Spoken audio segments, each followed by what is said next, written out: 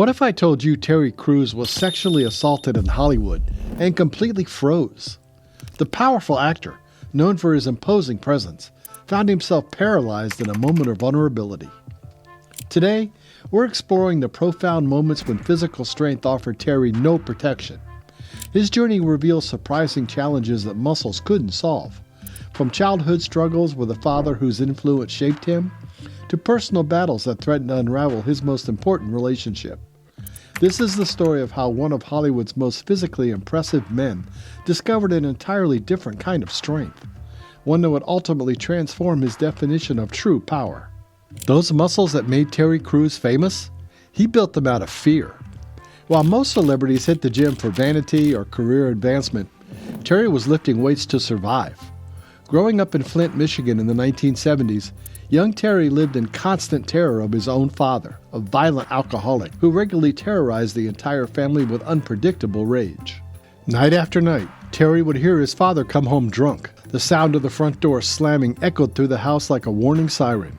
His mother would frantically try to calm her husband down, but the screaming would start, followed by the crash of breaking furniture, and worse, the sickening thud of his father's hands connecting with his mother's body. Terry started lifting weights at 14 years old because he legitimately thought one day he'd have to physically fight his own father to protect himself and his mother. The barbells became preparation for a confrontation he was convinced would eventually come. This childhood trauma forged his relationship with strength. For Terry, muscles became armor, protection forged in the fire of family violence. Like a medieval knight whose heavy shield both protects and burdens him, Terry's physique offered security while weighing him down emotionally.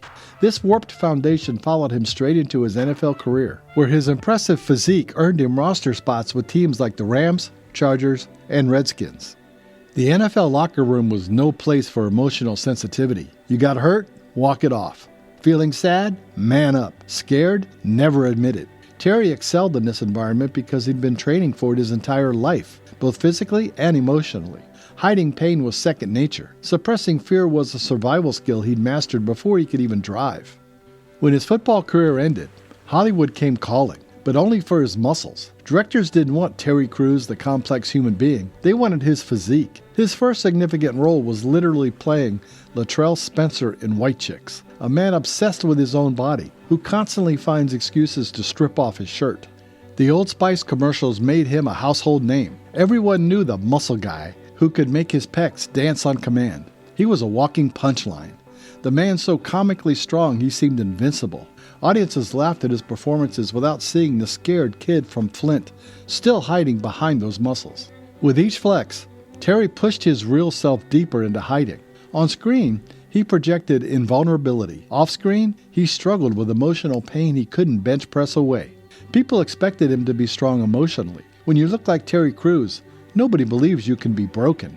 But armor could only protect you from certain kinds of attacks, and Terry was about to discover that in Hollywood, some predators aren't impressed by muscles at all. It was 2016, and Terry Crews was on top of the world. Brooklyn Nine-Nine was killing it, his Old Spice ads were still iconic, and Hollywood was finally taking him seriously. Then, in a single moment, everything he thought he knew about strength shattered like glass. Terry was at an industry party with his wife Rebecca, the kind of event where careers are made or broken with a handshake. Adam Vennet, a powerful agent at William Morris Endeavor, approached Terry. What happened next destroyed Terry's entire identity as the unbreakable strongman. In front of his wife and dozens of industry elites, Vennet sexually assaulted Terry Crews. Vennet grabbed Terry's genitals and grinned while doing it. The assault was deliberate, aggressive, and completely unexpected.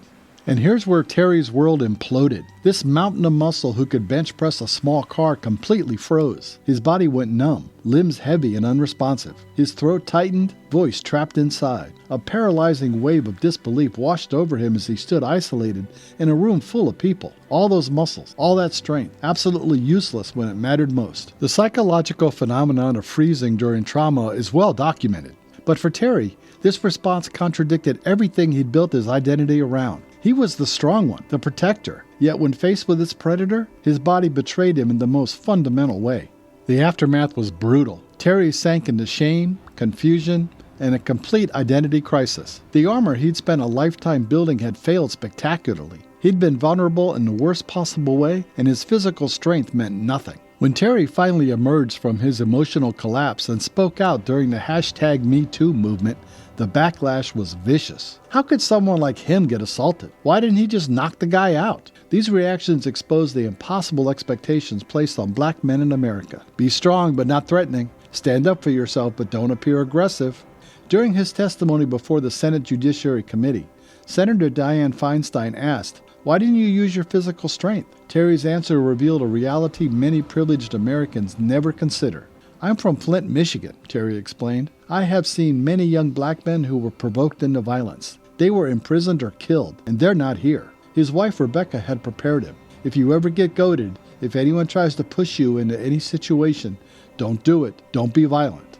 Terry understood something his critics didn't. Violence would have destroyed his career and possibly his freedom. One punch, and headlines wouldn't read, "Terry Crews defends himself." They'd read, "Aggressive black athlete attacks Hollywood agent." This moment forced Terry to confront a painful truth. Physical strength had never been the answer. The assault ripped away the comforting lie at the core of toxic masculinity, that physical power equals protection and control. Terry discovered what countless survivors already know. Trauma doesn't care how many push-ups you can do.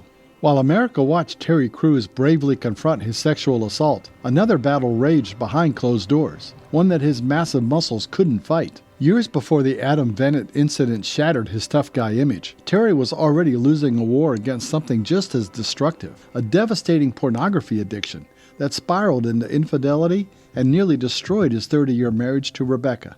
The public saw Terry Crews the family man, the devoted husband, the proud father of 5 children. But in private, he struggled with compulsions that contradicted everything he claimed to stand for. His addiction developed gradually as a way to cope with unprocessed childhood trauma and the emotional suppression he'd mastered since boyhood. In the hypermasculine worlds of football and Hollywood, feelings were actively punished. Porn became Terry's emotional escape hatch. The occasional private viewing escalated into an obsession that warped his relationship with women, including his wife. Each night alone with his screen pulled him further from reality, leaving him hollow by morning. The behavior that began as a coping mechanism led to infidelity, the ultimate betrayal of a woman who had stood by him through NFL rejections, Hollywood struggles, and financial hardships. One evening, after Rebecca had gone to bed, Terry stared at his reflection in the darkened computer screen. The face looking back wasn't the man he pretended to be. He hit rock bottom and made the decision that would either save or destroy his marriage. He confessed everything to Rebecca. "I confessed to my wife that I had a pornography addiction, and I had cheated on her before," Terry later revealed, his voice breaking as he described the moment he laid bare his darkest secrets. Rebecca's response was unambiguous: "Get help or get out." Her ultimatum forced Terry to confront the painful truth. His addiction was destroying the people he claimed to love. The man who could bench press 475 pounds was powerless against the demons in his head. Terry's journey through recovery required emotional vulnerability. For a man conditioned to see vulnerability as weakness, therapy felt like surrender. Opening up about his darkest thoughts, his childhood abuse, his insecurities, this was more terrifying than any physical confrontation. He sought guidance from his pastor, Dr. Jim Reeve, and underwent therapy to understand the root causes of his addiction. The same toxic masculinity that built Terry's muscles also fueled his addiction. The culture taught him to objectify rather than connect, to consume rather than communicate. "For most of my life, something like that would have been an unbearable humiliation," Terry admitted about confronting his addiction. "Now I work every day to become a better husband and father."